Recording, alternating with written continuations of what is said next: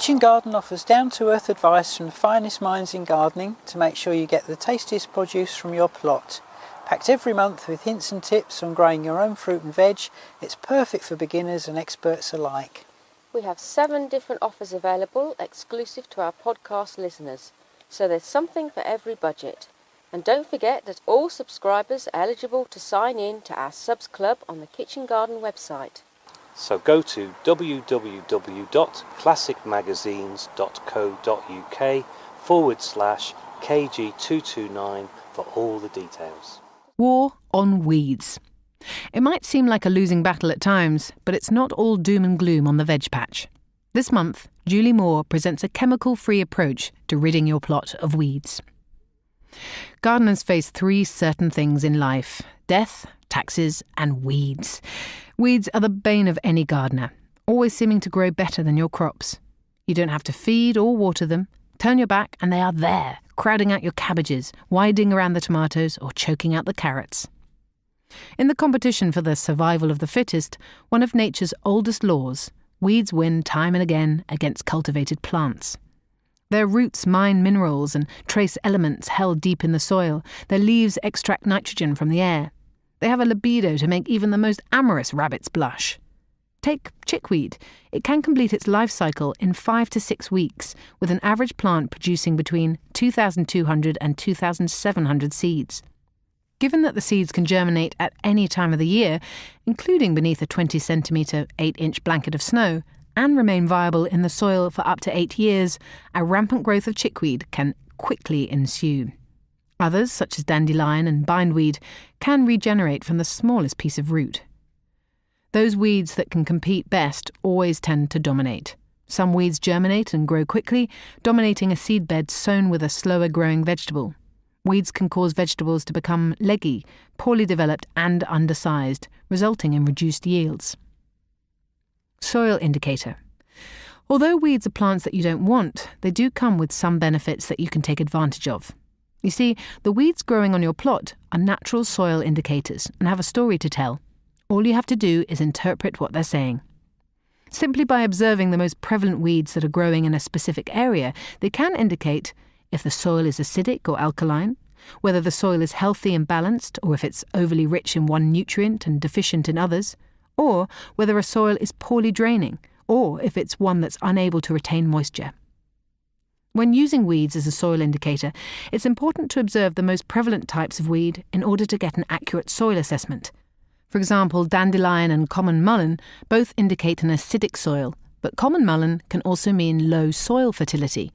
If you see it alone, it can mean several things, but growing alongside dandelions indicates acidic soil. Horsetail and creeping buttercup growing together are the telltale sign of wet soil with poor drainage, while bindweed points to a compacted soil. The health of the weeds can also give vital clues to your soil conditions. A healthy stand of clover, for example, could indicate a soil lacking in nitrogen, while the same weed growing in a soil that has sufficient nitrogen will appear much less vigorous. However, not all healthy weeds are good soil indicators. Red dead nettle and shepherd's purse will happily grow on most soil types. Having a bewildering array of weeds on your plot isn't actually a bad thing. For one, the weeds will attract a huge diversity of insects, which will contribute to and enhance your plot's natural ecosystem. Now that you've studied the plot and understand what the weeds are telling you, it's time to launch your counterattack. Know thy enemy. Many weeds can become homegrown terrors if left to their own devices. The first key to weed management is proper weed identification. The more you know about weeds and their growth habits, the easier it is to attack weeds at their weakest. Knowing your enemy can also prevent you from exacerbating the weed problem. A rotavator, for example, is one of the worst tools you can use against some weeds, since it'll shatter roots into hundreds of tiny pieces which will be scattered all over the area, potentially leaving you with more weeds than you started with once all the shredded pieces have taken root. A rotavator is also likely to bring buried weed seeds to the surface, leaving you with a sea of weeds after a fortnight. Mother Nature has armed what we call weeds with enough chemical, biological and mechanical weapons to make the mightiest army retreat. This awesome artillery ranges from armour and tire-piercing thorns to skin-blistering poisons. The most advertised and publicised weapon against weeds are herbicides, not forgetting those powerful fertilisers for the lawn, labelled as weed and feed. Chemicals may be very good at killing weeds, but they also have a habit of destroying the plants that you actually want to keep, not to mention the devastating effects to the soil biota and insect life on your plot. In retaliation to the bombardment of chemical herbicides, Mother Nature has developed herbicide-resistant superweeds. Into battle. But there are other ways to combat weeds without resorting to chemical weaponry. Stop weeds now. Never let any weed go to seed. No matter how many other pressing chores you have, you should always make the time to at least cut the weed flowers before they set seed in order to prevent the spread of new weeds. Nobody wants to put the old adage, 1 year's seed is 7 years' weed, to the test. Bury weeds alive. After cutting weeds down, pour on the organic mulch, the thicker the better. Mulches shut out sunlight, preventing weed seeds from germinating, while also conserving soil moisture. For problem areas, lay down a light-excluding but moisture-permeable layer, such as newspaper, cardboard or straw, before adding the mulch. This won't stop existing perennial weeds growing through, but it will make them easier to uproot. Good grazing. Geese and chickens are favoured by some organic gardeners as effective weed control. Chickens can be thought of as walking organic herbicides and environmentally friendly tillers. Through their incessant scratching, they'll cultivate and fertilise beds while eating weeds, weed seeds and bugs as they go. Just be aware that your prized crops might be at risk too, so let the chickens and geese loose after the harvest or contain them to a specific area using a chicken tractor. What's for dinner? Weeds. You could view your army of weeds as another harvest from your plot. In early spring, the fresh new growth of nettles can be transformed into a nutritious soup or pesto or used as a substitute for spinach. Dandelions and chickweed can be added to salads, while lamb's quarters or fat hen can be used as filling for ravioli instead of spinach. False planting. By tricking annual weed seeds, you can deplete the seed bank in the surface layer of the soil dramatically, thus reducing subsequent weed seedlings. Prepare your seed bed as if it were to be sown 2 to 4 weeks before you plant the actual seed crop. After 10 to 14 days, a green carpet of weed seedlings will appear, which can then be worked under the soil. If time permits, allowing a second crop of weed seedlings to germinate will significantly reduce the time spent hand weeding later in the season. By now, the topmost layer of soil will have lost more than half its weed seeds. When growing or transplanting, remember to disturb the soil as little as possible.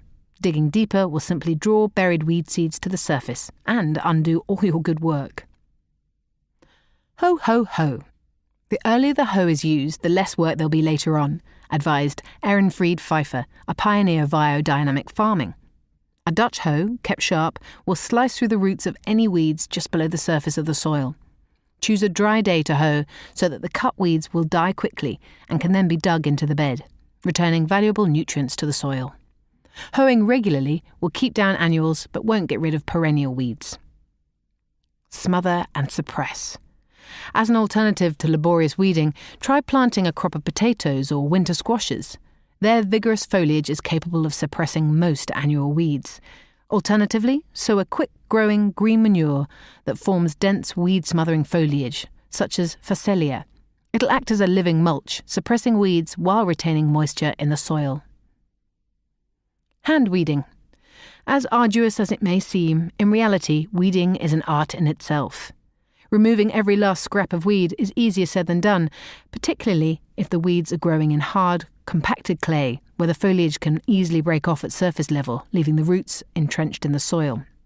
In addition, time spent on your hands and knees will allow you to really get to know your soil and to see seedlings coming through. Chop, chop, chop. Creeping perennial weeds such as nettle, bindweed and horsetail are all capable of reproducing by invasive rhizomes and roots with buds that will have a habit of producing new shoots far away from the parent plant, making them difficult to eradicate, particularly if they're growing amongst permanent crops. Cutting back the aerial shoots regularly will eventually exhaust the rootstocks. It's important not to get too carried away and eradicate weeds completely. A clump of nettles, a stand of clover, Some dandelions, chickweed or perhaps red dead nettle here and there will greatly enhance the natural ecosystem of your plot, providing food and shelter for beneficial insects, pollinators and pest predators. Although there are more pressing chores on the plot at this time of year, it's important to set aside time now to manage weeds so that you control them rather than the weeds controlling you and reducing your yields.